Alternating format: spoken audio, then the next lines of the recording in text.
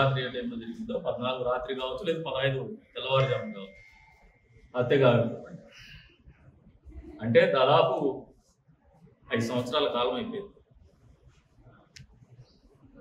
ఆ రోజుల్లో మళ్ళీ మీరు దీన్ని అడ్డం పెట్టుకుని ముఖ్యమంత్రి అయినారు జగన్మోహన్ రెడ్డి గారు, నారాసుర రక్త చరిత్ర అని చెప్పేసి. మళ్ళీ మీరు ముఖ్యమంత్రిగా దిగపోయి ప్రతిపక్ష హోదా కూడా లేకుండా మామూలుగా ఎమ్మెల్యే అయినారు నియోజకవర్గాన్ని. నిజంగా మీరు ఏదో చనిపోయిన కుటుంబాన్ని ఓదార్చల్లా, న్యాయం కోసం పోరాడతా అని చెప్పి మాటలు చెప్తూ మీరు రామగిరికి వచ్చేటువంటి ప్రయత్నం చేస్తా ఉన్నారు.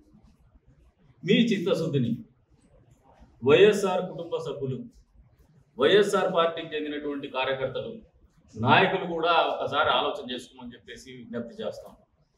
ఎందుకు చెప్తున్నానంటే ఈ మాట, రాజకీయ లాభాపేక్షతోనే ఇటువంటి హత్యా రాజకీయాల్ని ప్రోత్సహిస్తూ దాడి మీద కూడా శవ రాజకీయాల్లోనే రాజకీయ లబ్ధి పొందామనేటువంటి జగన్మోహన్ రెడ్డి గారి కుటిల ప్రయత్నాన్ని అర్థం చేసుకోమని చెప్పేసి కోరుతాం. నిజంగా జగన్మోహన్ రెడ్డి గారికి ఎక్కడైనా చిత్తశుద్ధి ఉంటే, హత్యా రాజకీయాలు మేము ఎంకరేజ్ చేయమని ఆలోచన ఉంటే, మొదటిగా ఆయన బాధ్యత కింద నైతిక బాధ్యతగా ఒక మనిషిగా, ఒక ముఖ్యమంత్రిగా కాదు, ఒక ఎమ్మెల్యేగా కాదు, ఒక సాటి మనిషిగా, ఒక కుటుంబ సభ్యుడిగా, చనిపోయినటువంటి వ్యక్తి కుటుంబ సభ్యుడిగా ఈ రోజున ఈ హత్య గురించి ఏమాత్రము ఆలస్యం చేయకుండా దీన్ని తేల్చండి అని చెప్పేసి ఆయనే పిటిషన్ వేసి ఎక్స్పెడిషియస్గా చేయాల్సినటువంటి బాధ్యత ఆయన మీద ఉంటే, జరగాల్సినటువంటి కార్యక్రమాన్ని ఎప్పటికప్పుడు కోర్టుల్లో ఉన్నటువంటి కొన్ని ప్రాక్టీసెస్ని అడ్డం పెట్టుకొని, ఒక డిలే టాక్టిక్స్ పెట్టుకొని దాన్ని లేట్ చేస్తూ, ఆలస్యం చేస్తూ, ఈ ఆలస్యం చేసే క్రమంలో సాక్షులందరూ కూడా చనిపోతున్నారో, చంపబడుతున్నారో, ఆత్మహత్య చేసుకుంటున్నారో కానీ చనిపోయేటువంటి పరిస్థితులు కల్పిస్తూ మళ్ళీ ఈ కేసుల నుంచి విముక్తి పొందాలనే ఒక కుటిల ప్రయత్నం చేస్తున్నటువంటి మాట వాస్తవమా కాదా జగన్మోహన్ రెడ్డి గారి గురించి ఆలోచన చేసుకోమని సభ్య సమాజాన్ని మొత్తం కూడా విజ్ఞప్తి చేస్తాం. ఈ రోజున ఆయన ఆలోచన విధానాన్ని మీరు గమనిస్తే, రామగిరిలో ఒక కుటుంబ కులస్తుడు హత్య గావింపబడినాడనే దాని మీద ఇక్కడికి రావాలనే ప్రయత్నం చేస్తాం.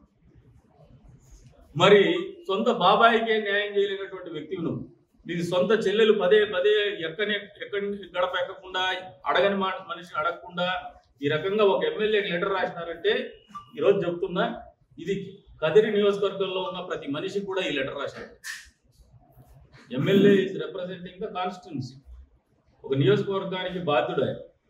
ఆ నియోజకవర్గానికి ప్రాతినిధ్యం వహిస్తున్నటువంటి వ్యక్తికి లెటర్ రాసినారంటే ఇది మన కదిరి నియోజకవర్గ ప్రజలందరికీ కూడా రాసింది అని చెప్పేసి కూడా ప్రజలు కూడా తెలియజేస్తున్నారు. ఈ రోజున ప్రజలు కూడా ఆలోచన చేసుకోవాల్సినటువంటి అవసరం ఉంది. ఇటువంటి నాయకులు మనకు అవసరమా? ఇటువంటి పార్టీ అవసరమా? వైఎస్ఆర్సీపీ పార్టీ లాంటి పార్టీ అవసరమా?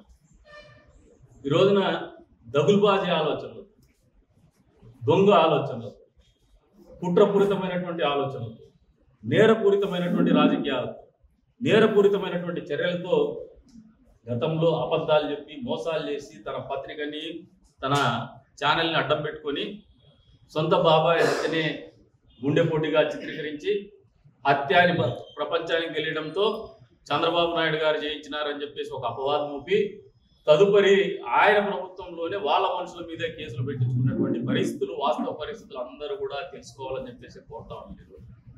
కాబట్టి జగన్మోహన్ రెడ్డి, నువ్వు రామగిరికి వచ్చే కంటే ముందు నీ చెల్లెలకు సమాధానం చెప్పి, సునీతమ్మకు సమాధానం చెప్పి, ఎన్ని రోజుల్లో నేను తెలుస్తాను అసలు ఈ హత్యలో ఆమె ప్రశ్నలు సూటిగా ఉన్నాయి. మరిన్ని వీడియోస్ కోసం ఛానల్ ని సబ్స్క్రైబ్ చేయండి. లేటెస్ట్ అప్డేట్స్ కోసం వాట్సాప్ ఛానల్ ని ఫాలో అవ్వండి. ఆ లింక్ డిస్క్రిప్షన్ లో ఉంది.